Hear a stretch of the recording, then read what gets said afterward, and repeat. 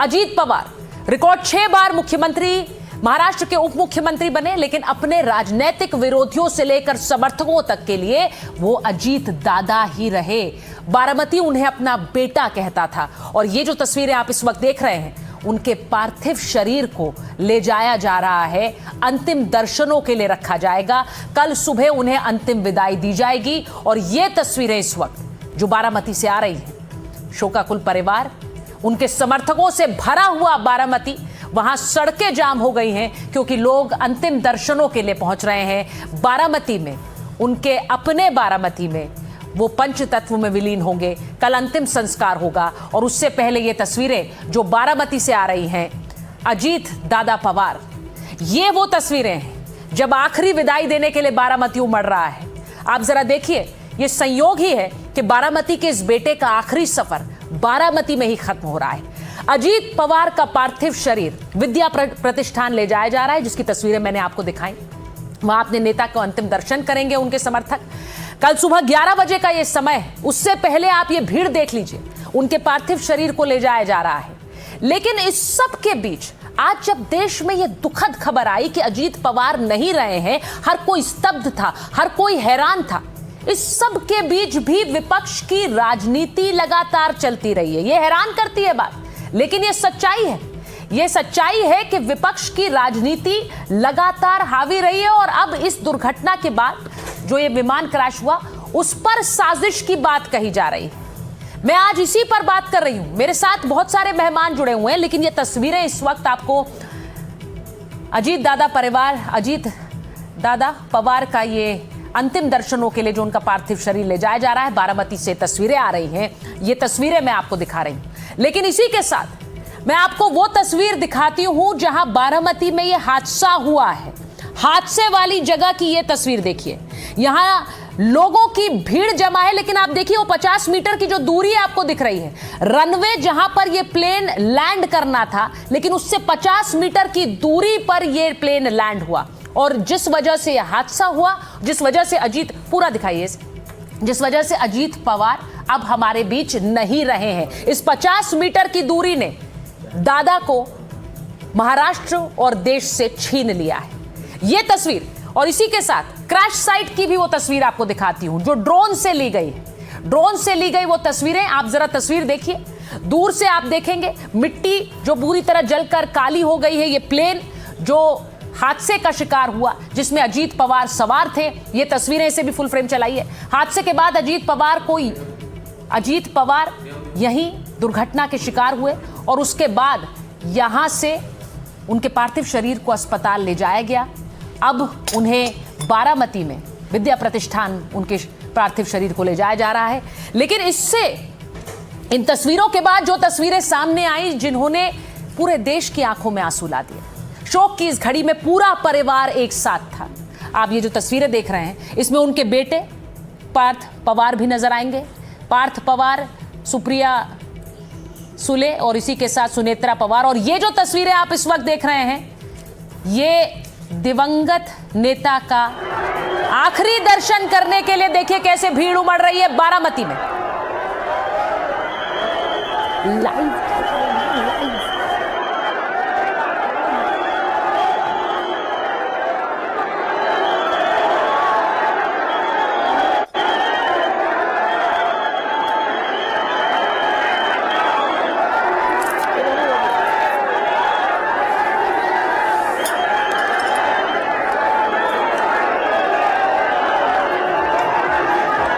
अजीत पवार का पार्थिव शरीर विद्या प्रतिष्ठान पहुंचा है, जहां उन्हें श्रद्धांजलि देने के लिए भारी भीड़ उमड़ रही है। ये उन्हीं का गढ़ है, ये उन्हीं की मिट्टी है। वही बारामती जिसने उन्हें राजनीति के शिखर तक पहुंचाया, आज उसी बारामती में भीड़ देख लीजिए जरा उनके समर्थकों की, जो उनके अंतिम दर्शनों के लिए पहुंच रहे हैं, उन्हें श्रद्धांजलि देने के लिए पहुंच रहे हैं। सुबह से बारामती में ये भीड़ मैं देख रही हूं। और इस वक्त विद्या प्रतिष्ठान में जहां से उनके पार्थिव शरीर को अंतिम दर्शनों के लिए ले जाया जा रहा है, अजीत पवार को श्रद्धांजलि देने के लिए ये भीड़ उमड़ रही है। ये तस्वीरें देखिए। ये बारामती की तस्वीरें बहुत कुछ बताती हैं। अजीत पवार का किस तरह का कद रहा महाराष्ट्र की राजनीति में, उन्होंने जिस शिखर को छुआ उसके बाद उनके समर्थकों की ये भीड़ बड़ी स्वाभाविक है। उनके अंतिम दर्शनों के लिए ये लाइव तस्वीरें मैं आपको बारामती से दिखा रही हूं। उनके समर्थकों की एक भारी भीड़ वहां उमड़ी। विद्या प्रतिष्ठान जहां पर कल 11 बजे उनका अंतिम संस्कार होना है, वहां पर भारी भीड़ उमड़ेगी, इसमें कोई दो राय नहीं थी। और ये तस्वीरें जो आप इस वक्त देख रहे हैं, वहां देखिए किस तरह की सुरक्षा व्यवस्था है, क्योंकि ये उम्मीद जताई जा रही थी और ऐसी आशंका थी कि वहां भारी संख्या में उनके समर्थक पहुंचेंगे और हुआ भी वही है। वहां देखिए कैसा एक हुजूम उमड़ा हुआ है। मैं आपको ये तस्वीरें दिखा रही हूं। अजीत पवार को श्रद्धांजलि देने के लिए एक भीड़ उमड़ पड़ी। इन तस्वीरों को जरा सुबह की तस्वीरों के साथ आप दोनों को एक साथ रख के दिखा दीजिए।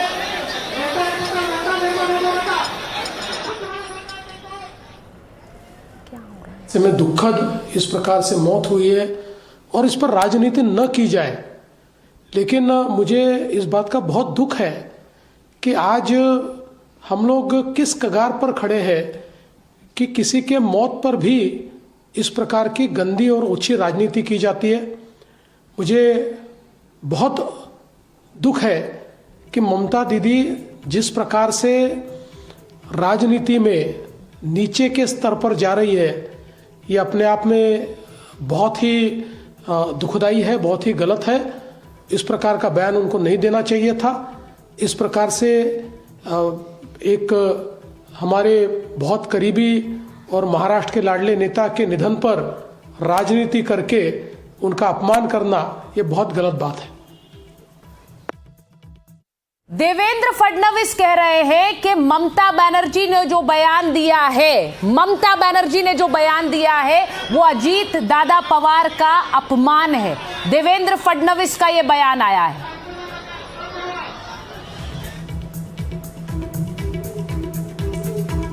ममता बनर्जी को फडणवीस का जवाब है। ममता बनर्जी को सीधे सीधे देवेंद्र फडणवीस कह रहे हैं कि इस तरह की राजनीति अपमानजनक है।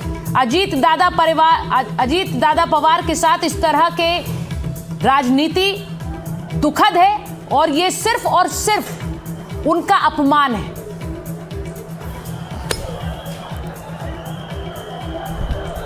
नो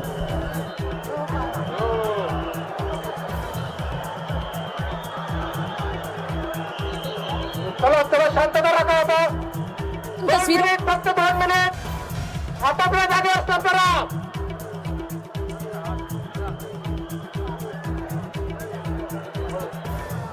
चलो थोडं बाजूला होतो, थोडं बाजूला आहे का?